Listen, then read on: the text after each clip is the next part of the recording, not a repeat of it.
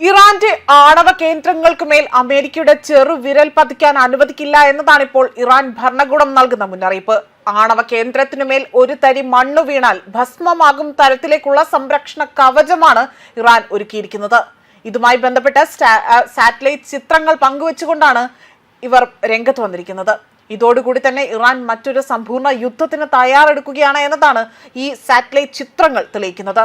Tehran 220 kilometre തെക്കുള്ള നാതൻസ്, Isfahan, ഫോർഡോ എന്നീ 3 കേന്ദ്രങ്ങളിലാണ് Iran ജൂണിന് മുൻപേ തന്നെ യുറേനിയം സമ്പുഷ്ടീകരണം നടത്താൻ ഒരുങ്ങിയിരിക്കുന്നത്. 60% തന്നെ സമ്പുഷ്ടീകരിച്ച യുറേനിയമാണ് നാതൻസിൽ അപ്പോൾ ഉണ്ടായിരുന്നത്. അതായത് ഇത് അവിടെ ഇസ്രായേലും ഇറാനും തമ്മിൽ നടന്ന 12 ദിവസത്തെ ആക്രമണത്തിൽ അമേരിക്ക വലിയ രീതിയിലുള്ള ഒരു ചലനം സൃഷ്ടിക്കാൻ അവിടെ ശ്രമം നടത്തിയിരുന്നു.